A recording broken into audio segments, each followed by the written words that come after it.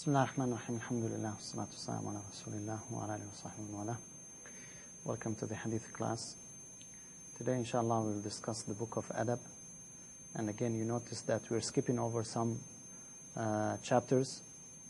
And even in the book of Adab, Adab means good manners. That's the meaning of Adab, the good manners. We chose only few ahadith because there is no way to cover all the ahadith. And now it is your job to continue with the rest of the ahadith. The Prophet ﷺ said, Allah has forbidden you to be undutiful to your mothers, to withhold or demand, and to bury your daughters alive. إن الله كره لكم عقوق الأمهات إن الله حرم عليكم عقوق الأمهات ووأد البنات ومنعا وهات وكره لكم قيل وقال وكثرة السؤال وإضاعة المال. In Arabic, when you hear it, it has a rhyme. عقوق الأمهات ووأد البنات ومنعا وهات وكره لكم قيل وقال وكثرة السؤال وإضاعة المال. The Prophet ﷺ says, Allah has forbidden you to be undutiful to your mothers, to withhold or demand, and to bury your daughters alive. This is what is forbidden. And Allah has disliked that you talk too much about others, you ask too many questions, or waste your property, or money. You waste your money. So we have in this hadith 3 things that are disliked and 3 things that are prohibited. Now, one thing about akhlaq and even about ibadah, which is very important, you need to know what is good to do it, but also you need to know what is evil to avoid it. Hudayfa radiallahu anhu, he used to say, companions used to ask the Prophet ﷺ about the good things, so they do them. And I used to ask him about the evil things, to avoid them. So you need both things. Here in this hadith, what do we have? The good things that we should do or the evil things that we should avoid? The evil things that we should avoid. So always see what is good to do it and what is bad, you avoid it. Now, to be undutiful to your mothers, this is forbidden. What about being undutiful to your father? Is this permissible? It is also forbidden. Why it is mentioned only the mothers?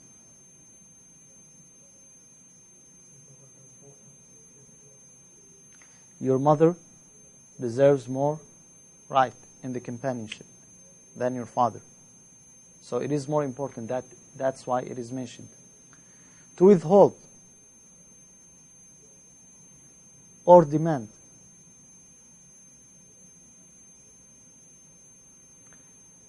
Unfortunately, many people, they like to get everything. But once you ask them to give, they don't give. Why you want you to get everything and you don't want to give anything to others? So that's the thing. You have to be fair and you have to be just. You wish to get something, so give it. That's why the Prophet ﷺ says, من كان يؤمن بالله واليوم الآخر فليأتي الناس الذي يحب أن يأتوا إليه. Whoever believes in Allah and the Day of Judgment, he should do to people what he likes them to do for him. This is number 2. You withhold, people need this thing and you withhold it. But you take it from them when you need it. That's injustice. Now, one thing is injustice, to take what you don't deserve. But to take what you don't deserve and not to give what people need, that's more unjust. And that's why it is mentioned. To bury your daughters alive. To bury any human alive, is that permissible? No. That's a killing of a human soul. But how about burying a daughter, your daughter? That's again more horrible. And the Arab used to do that in the days of ignorance. And Allah disliked. You talk too much about others, and most of the times that's what we do. while it is disliked. You talk about this person, see what he did. That person, see what he did. Criticize, object. Do not talk about others. This person said so-and-so, that person reported. And then what? How this will help you? Worshipping Allah subhanahu wa ta'ala. Ask too many questions.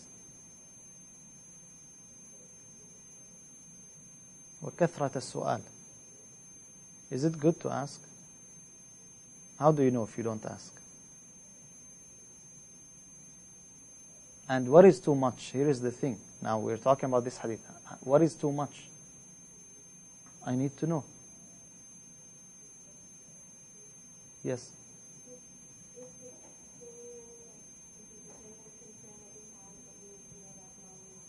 How we know it is genuine or not? If you need to know this answer. Okay. What if you don't need to know? Is it disliked to ask about something you already know? But it is only one question. Here it says, كثرة السؤال, too many. It's only one question. It is included, even if it's one question. Any question that is useless or you know the answer already, you don't ask about it. That's the كثرة السؤال. Because it is useless. Too many questions. And in particular in religion. Now in the hadith, in the Arabic text, it doesn't mention religion. كثرة السؤال, too many questions. But it is implied that, especially in the religion, you ask about things in the religion. Why? What will happen? Things will become forbidden, or things will become mandatory and you won't be able to do them. Waste your property. How do you waste your property? إضاعة المال. What did Allah say about wasting money in the Quran? Yes.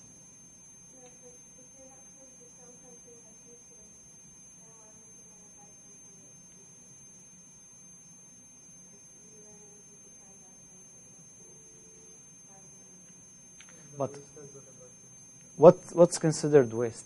This is another thing also. Yes. Yes. إن المبذرين كانوا إخوان الشياطين. Spendthrifts, those who spend more than they need, they waste their money, they are like the brothers of the devil. But what is waste again? What's considered waste? Yes. Excessive, unnecessary. Maybe you spend $10,000, but you need this thing. And maybe you spend $5, but for nothing. So it depends. There is no fine line to tell you this is waste or not. But whatever is considered waste, it is disliked. This hadith, again, in Arabic it sounds much more beautiful, but still very beneficial. It listed 3 things that are forbidden and 3 things that are disliked.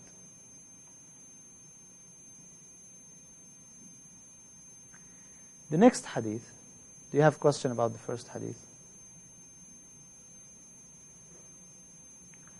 The next hadith is the hadith of Aisha radiallahu anha. She says, I never felt so jealous of any woman as I did of Khadija, though she had died 3 years before the Prophet ﷺ married me. And that was because I heard him mentioning her too often, and because his Lord has ordered him to give her the glad tidings that she would have a place in paradise made of qasab. Qasab, what is qasab?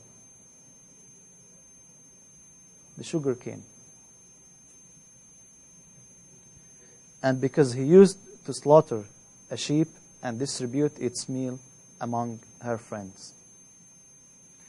Now I forgot something about the first hadith. What's the relationship between the first hadith and the book of good manners? How do you relate the first hadith to the book of good manners? Yes?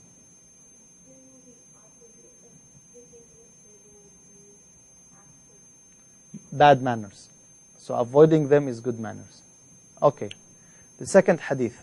What's the relation between the second hadith and the good manners? Jealousy is a good manner. Yes?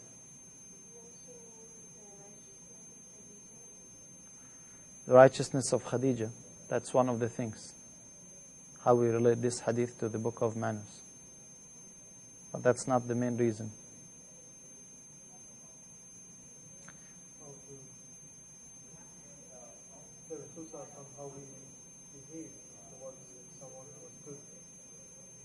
Mm-hmm. Who was this someone?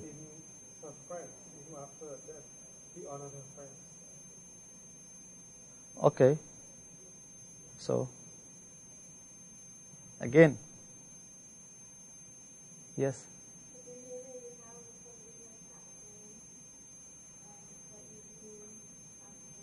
Well, here the point of mentioning this hadith is to show you how to treat your wife. The good manners in dealing with your wife. Look at the manners of the Prophet ﷺ. How he treated Khadija radiallahu anha. Now, the things that are mentioned after her death. And that shows you how much he loved her. Because usually when someone dies, we still love them, we still do things for them, but these things will fade away. Yet look what the Prophet ﷺ did after her death. And that means, before her death, he was more loving to her. So here, you need to know how you should deal with your wife. What are the good manners of the husband? You may be asked this question. This is the answer.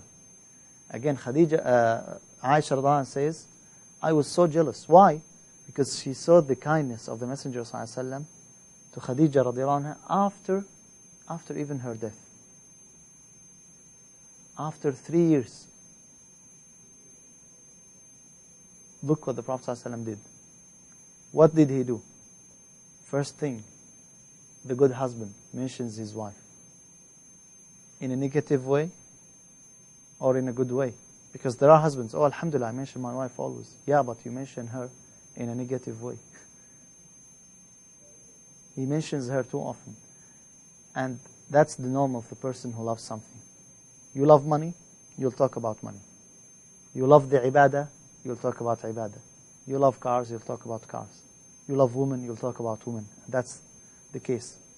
So the Prophet ﷺ loved Khadija. That's why he mentioned her too often. This is one thing. The second thing, he was loyal to her. He used to slaughter a sheep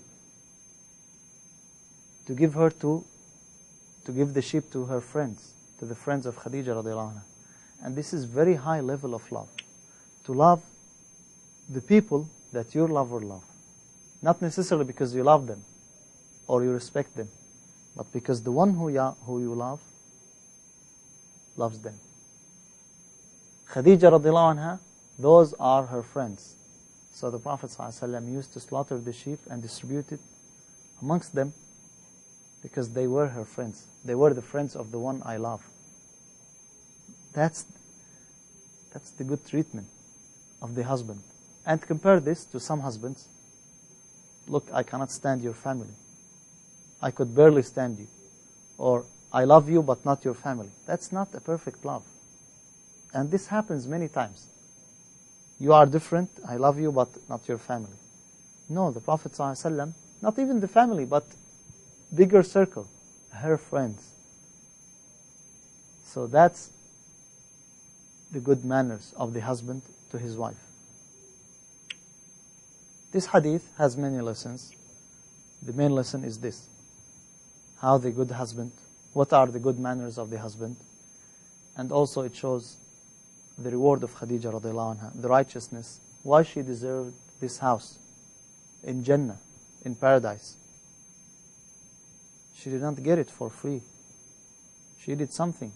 She helped the Messenger ﷺ. So it's also implied how the good wife should be. If you are a good wife, your husband will appreciate that. And also this hadith is an evidence that Khadija radiallahu anha is in Jannah. Yes, you had something? Okay. What about the first part of the hadith? Aisha radiallahu anha was jealous. Can you become jealous? It is natural. It is natural. Jealousy is a natural thing. But overreacting, the extreme jealousy is something that is disliked. And this hadith shows you that it is normal to happen. Because if it happened to Aisha radiallahu anha, the righteous woman, the wife of the Messenger sallallahu alaihi wasallam, it should happen to any other woman.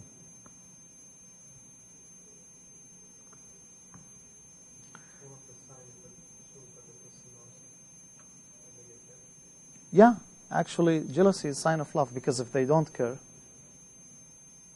that's fine, do whatever you want.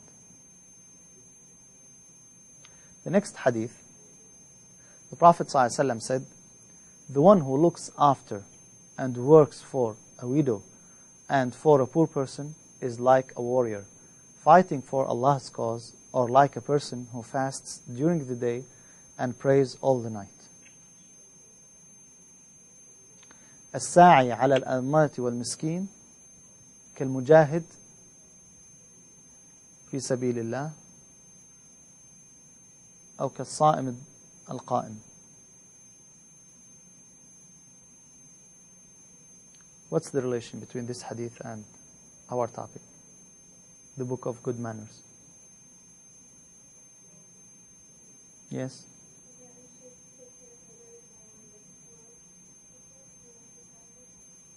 Why?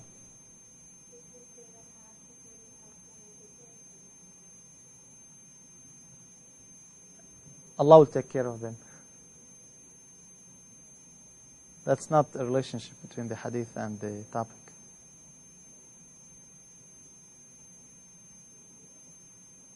Relate this hadith to the topic. Okay. It is of good manners to help the widow and the poor. Yes, that's good. How do we know it is of good manners? Because the Prophet ﷺ not only said that, but he showed you the reward. What's the reward of it?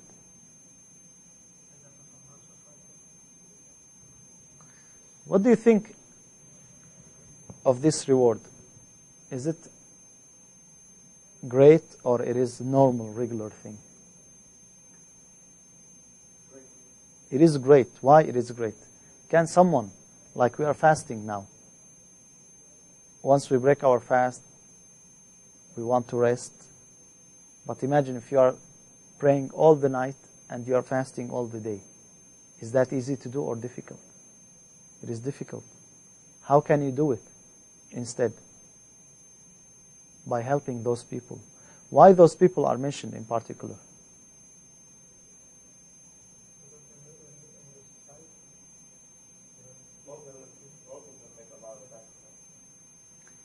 Both of them are in most of need. Both of them are weak people. The widow, her husband passed away. She may have broken heart. She may be very sad. The poor man, the same thing. Miskeen. Look at the reward. The great reward. That tells you the good manners have great reward for them. So remember that you can please Allah subhanahu wa ta'ala by the ibadah, and you can do lots of efforts in the ibadah, and at the same time you can do few actions of the good manners, and you will get tremendous reward. So this hadith is an evidence that of the virtue of the good manners. That's why the Prophet ﷺ, if you remember in the first semester when we started the book of Akhlaq, we said that the good manners, the people of the good manners, are the friends of the Messenger ﷺ.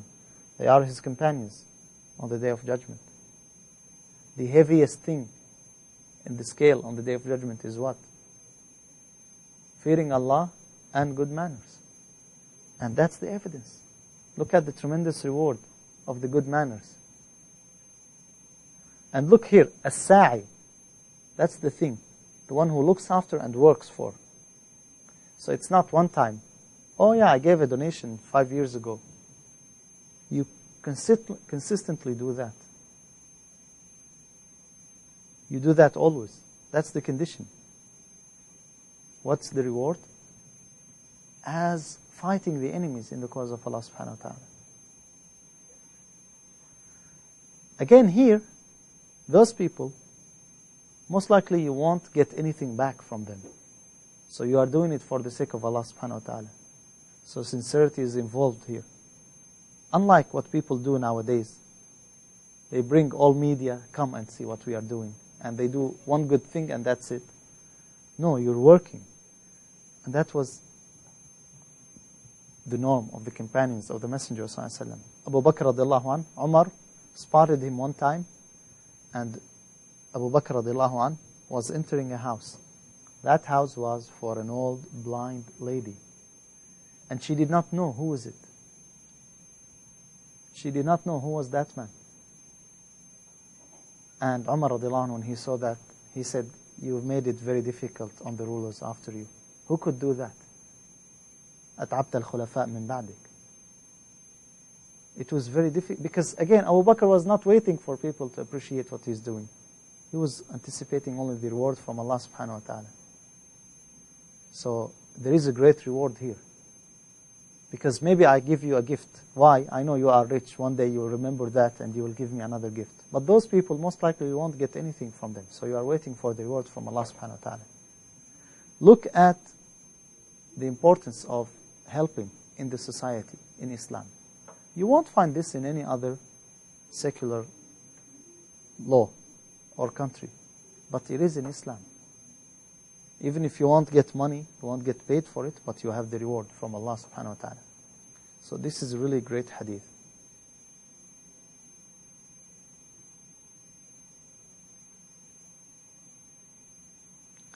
The next hadith, the Prophet ﷺ said, "You see the believers as regards their being merciful among themselves and showing love among themselves and being kind, resembling one body, so that if any part of the body is not well, then the whole body shares the sleeplessness and fever with it."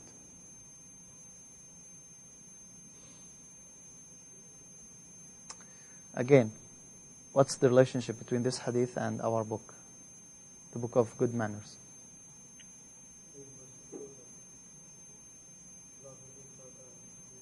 Merciful and love. Acts of good manners. Yes?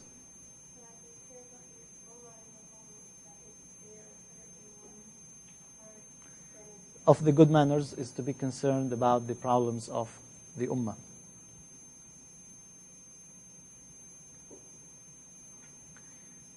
If we don't do that, if we don't care about each other, what will happen? Yes.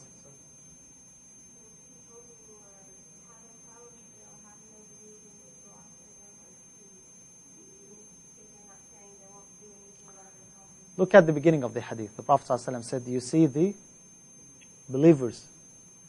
So if you don't do that, are we believers anymore? Not true believers. So it is a sign of belief to be merciful, to be kind, to show one body, that the all people resemble one body of the one ummah.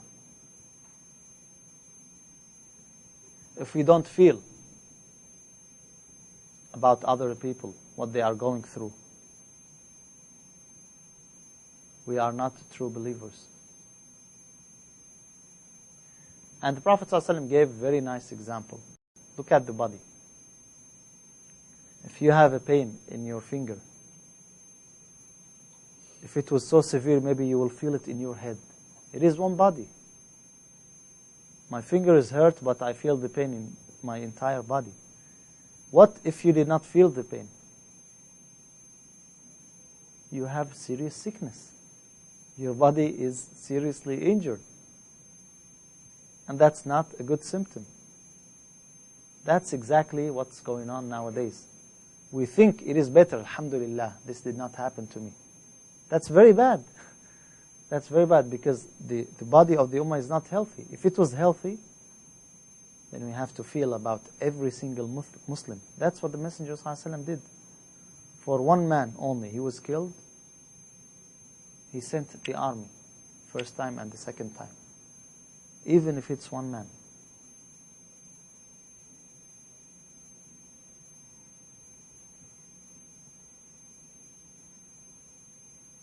It is of the good manners to ask about your Muslim brothers, to check about them, to show kindness. That's the description of the believers. Good manners is part of faith. That's what we learn from this hadith also.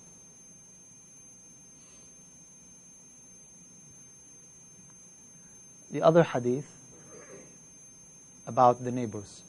Prophet ﷺ said, by Allah, he does not believe. By Allah, he does not believe.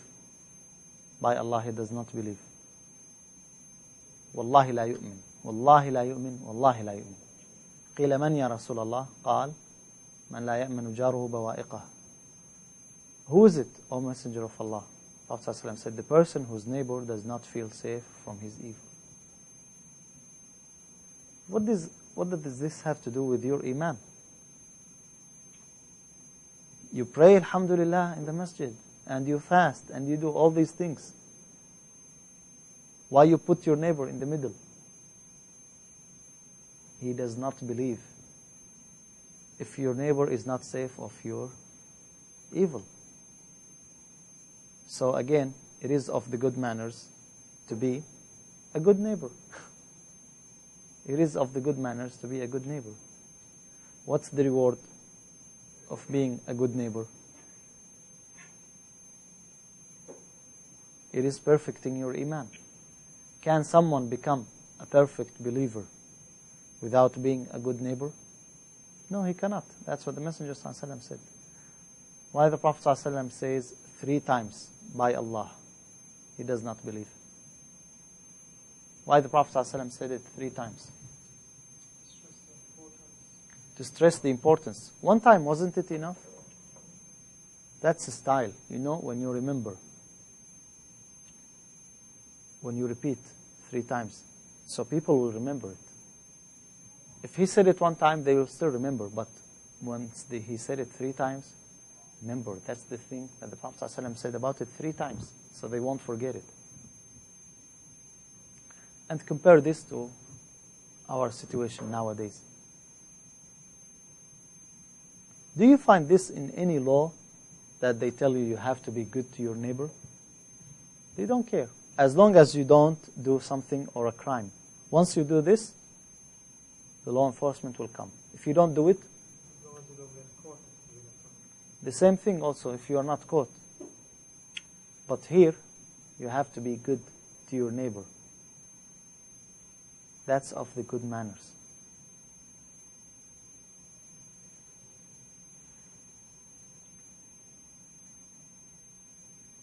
The next hadith, Hadith Aisha radiallahu anha again. And this is very nice hadith. One of my favorites. A group of Jews entered upon the Prophet ﷺ and said, Assalamu alaikum. Assam. What's the meaning of Assam? Death. How do you know it is death?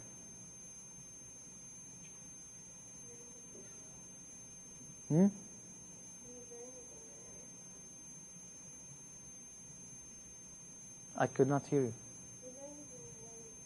Yes, that's correct. We learned it in the other class last week. When the Prophet ﷺ mentioned the black seed.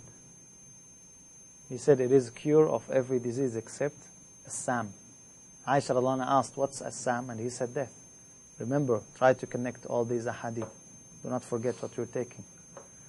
So look how similar it is when you say As-Salam and you say Assam.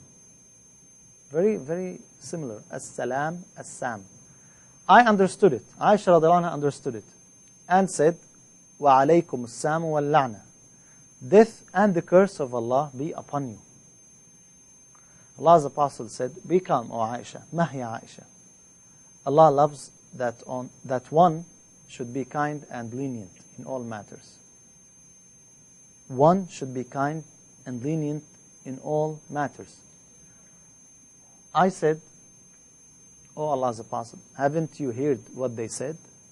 Haven't you heard what they have said? Prophet ﷺ said, I have said, and upon you. I've already said that. And that's enough.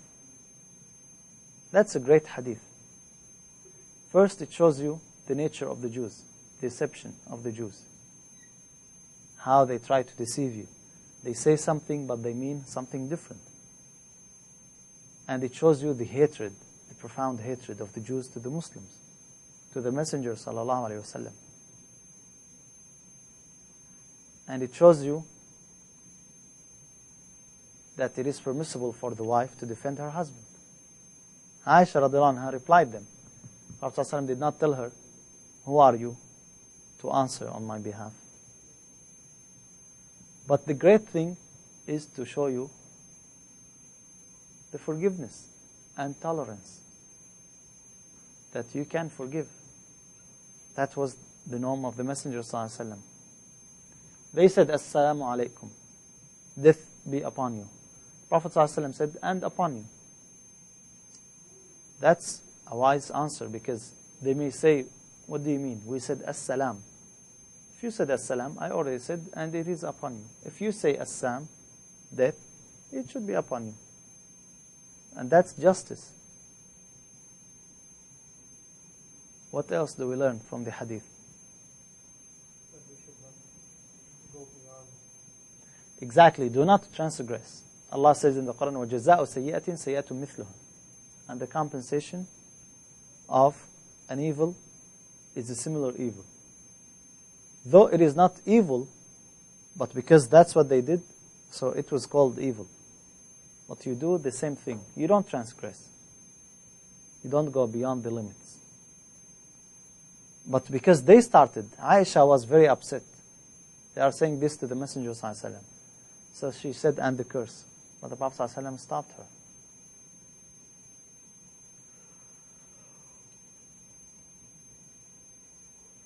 It shows you that the Prophet ﷺ was indeed on good and noble manners. He did not punish them. They deserved punishment. When you wish the death for a messenger, for a prophet,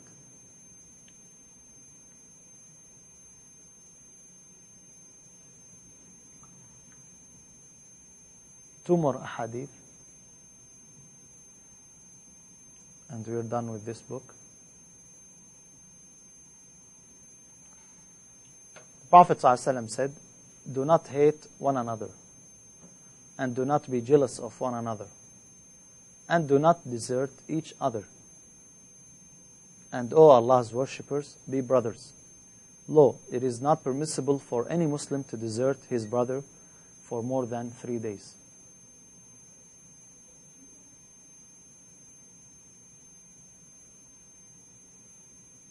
لا تباغضوا ولا تحاسدوا ولا تنافروا وكونوا عباد الله إخوانا لا يحل لمسلم أن يهجر أخاه فوق 3.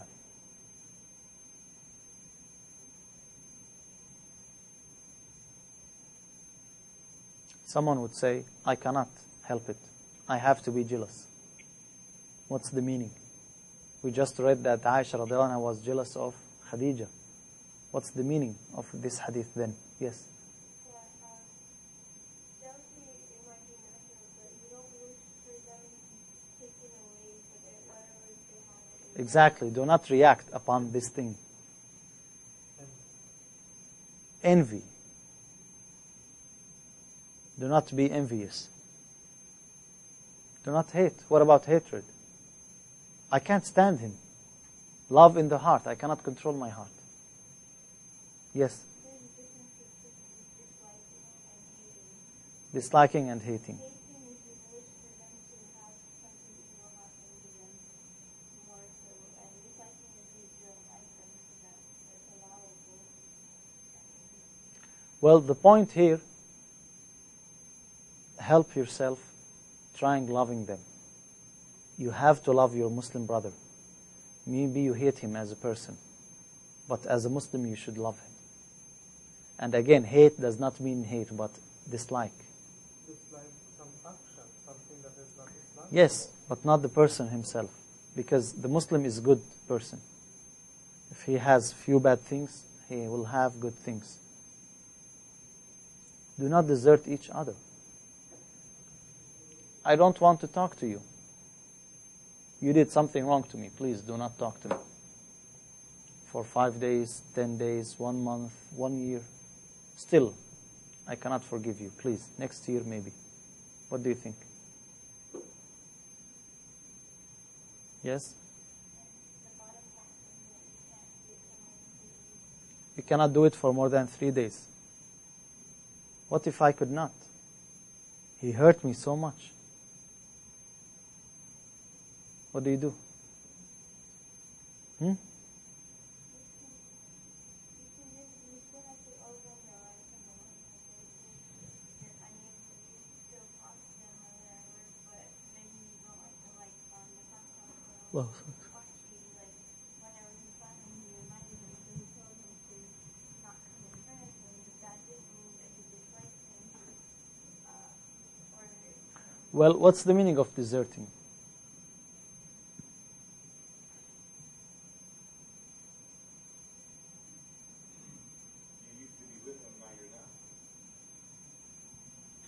How you used to be with him? Deserting means not fulfilling the rights of him. What are the rights of the Muslim? Returning the salam. Visiting when he's sick. When he sneezes, you say, Yarhamkallah. These are the rights of the Muslim. If you are fulfilling these rights, then beyond that is not deserting. That's the meaning. Yes? We had a discussion. Yeah? You said something that I didn't like. I said something you did not like? Yes. What? Then, Go ahead. No, go ahead. I thank your honesty. That's good. hypothetically, you said something I didn't like. So therefore, I won't say anything to you for 3 days. No, I won't say anything to you at all. I got mad, and when I went home, and I don't want to hear from you. I don't want to answer your phone calls. I hit ignore my phone all the time. I don't want to hear from you. I don't want to talk to you. But if I saw you in the message, I'd give you some out. If you were sick, I'd pick up with you. But normally, I would talk to you. But after that discussion, I won't do it again. Isn't that desertion? No. But that does not mean what you did is good. What you did is good. But deserting means not fulfilling the rights of the Muslim. Because here's the thing. How many Muslims do we know? Do we talk to every one of them every day? There are many of them. For more than 3 days we did not talk. Otherwise we are all blameworthy. The point here in this hadith that if something happened between you and your brother, it hurts. Even if it hurts, you have to get over it. If you will keep picking on each other and remembering what each other did to us, then we will not talk to anyone. So the maximum, 3 days. After that, forget it. Get over it. Yes?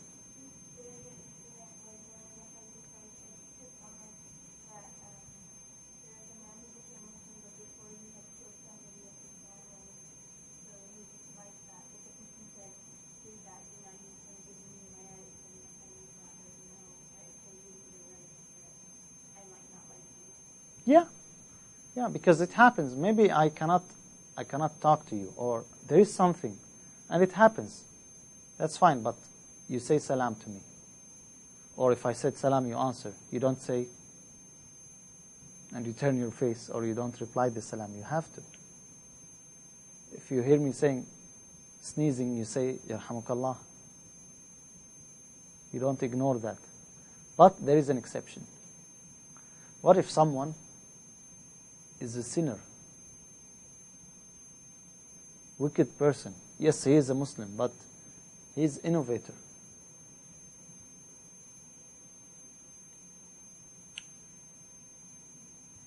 Does this hadith apply also to him?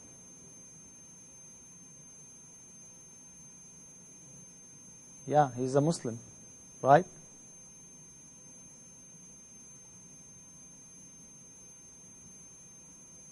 What do you think? Yes? I think it was because the Prophet knew of the hypocrites, and he still used to deal with them on a normal basis. So the hypocrites, Prophet ﷺ, he used still to do the same thing on a regular basis. But to other people, did they know that they are hypocrites? No. Didn't the Prophet ﷺ tell Ka'b bin Malik to abandon his wife for 1 month?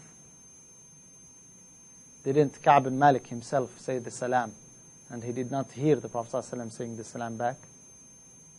They say, if the sin was grave, if the person is sinning, it is permissible for one reason. If that will help them remember that they are sinning, or they are committing a bid'ah. So you desert them for that, because you don't want to join them. You want to rebuke them. That's permissible. That's the only case where it is permissible. In a case of bid'ah, and this is a topic that is very well known, deserting the innovator, Hajr al-Mubtadi', the one who commits or makes an innovation, or the one who commits grave sin. Someone is sinning 1, 2, 3, 4, 5 times. You advise him, and then you say, I will not talk to you. That's permissible. And that does not contradict this hadith. But in general, anything else, this hadith applies on it.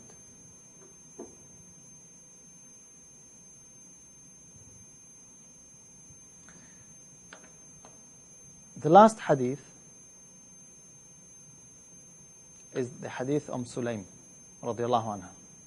She said, O Allah's Messenger, verily Allah is not shy of the truth or of telling the truth. Is it essential for a woman to take a bath after she had a wet dream? He said, yes, if she notices discharge. On that, Salama radiallahu anha, the wife of the Messenger sallallahu alaihi wasallam, she laughed and said, does a woman get a discharge? He said, how then does sun resembles her? Why this hadith is mentioned here in the book of good manners? Where should it be mentioned? This hadith is about what? This hadith about what? Tahara, purification. So it should be mentioned where? Book of Tahara. Also for the mannerism in which you address the question. It shows you how to address a question, how to ask a question. Imam al-Bukhari mentioned this hadith in the book of Tahara, but he repeated it here again for a reason. That's why he doesn't repeat hadith for no reason. It was repeated here for a reason. Sulaym wanted to ask about something that could be considered inappropriate. That's why she started with what? Verily Allah is not shy of the truth. So it is of good manners to start with the suitable thing. If your question is in doubt, you want to clarify your intention. Because some people sometimes ask questions that they are unsuitable. And you do not know. Maybe they ask it on purpose to embarrass you. But when they start, I don't mean anything, it really happened, or what should I do? Then there is no problem. Another reason why this mentioned here, it is not of the bad manners to ask about things that you may be shy of in terms of religion. You need to learn your religion. So it is not of the bad manners to ask about things that you may feel shy about them. And there are other benefits, of course.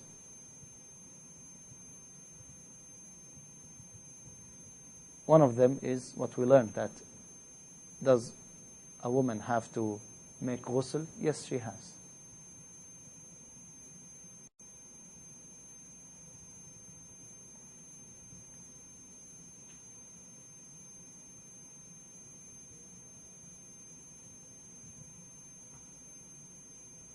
We'll stop here, inshallah. Is there any question?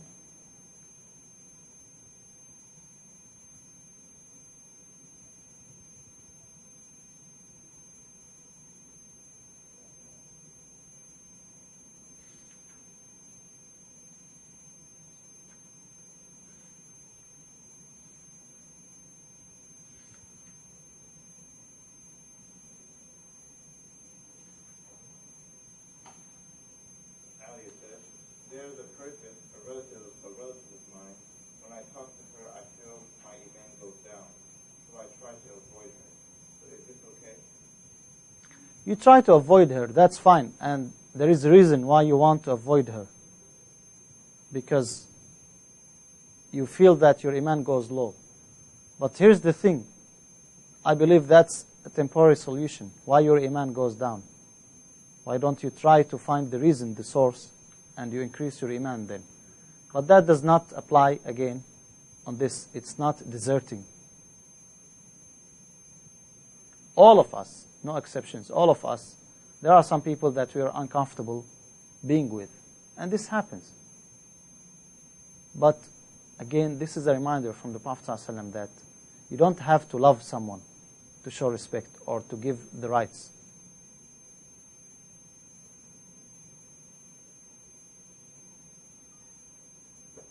Any other questions? No? Okay. We'll stop inshallah here.